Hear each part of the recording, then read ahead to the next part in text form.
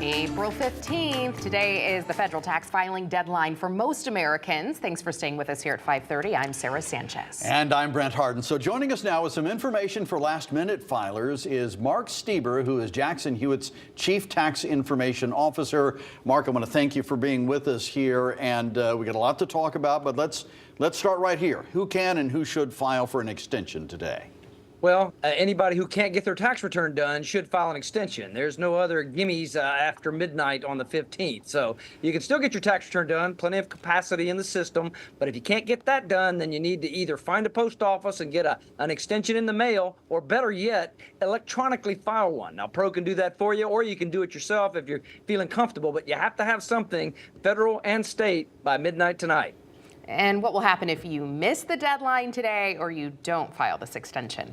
Well, there'll be penalty risk of failure to file, and that's a big one, about 5% per month of unpaid taxes. And then there's also the failure to pay, which is a smaller penalty, but it also starts accumulating and compounding daily. So failure to file, failure to pay, interest on top of that, and frankly, you probably have to pay someone to clean that up. So, it's not a deadline to be toyed with. The IRS has been kind of lax over the last few years with the pandemic, but they're well-staffed and well-managed. If you miss the deadline, you'll probably have some cleaning up to do.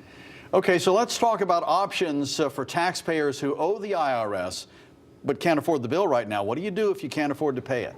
Well, one mistake I see is when people say, oh, I had a good year, but I don't have the money. I'll just deal with this later on when I get the money. Big mistake. At least file that extension and take that failure to file penalty off the table. Then you're only going to have to deal with the failure to pay penalty, and that's if you don't qualify for one of the many IRS payment installment plan programs, which they now have put into place out of an abundance of recognition of the difficulties in the economy. So there's a lot of different ways to pay. If you don't have the money in your account or credit on your credit card, you can qualify for very cheap, very minimal fee, in fact, sometimes free for low income, to put yourself on an installment plan and avoid those penalties altogether. But ignoring it, that's just really not a good plan at this point. And at a minimum, file that extension, even if you don't have the money or the plan to pay. Certainly. What can a taxpayer do if a tax return was filed in time, but a mistake was made?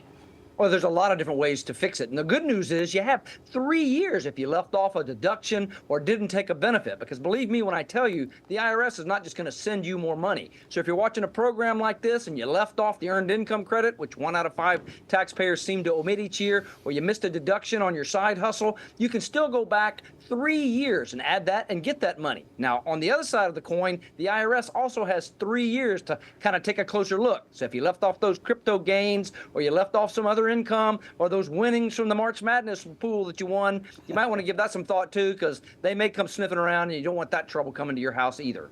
Yeah, Yukon all the way. This is Husky Nation, Mark. Yeah. Thank you. Mark Steber, Jackson Hewitt's Chief Tax Information Officer. Thanks for joining us tonight. Good to be here.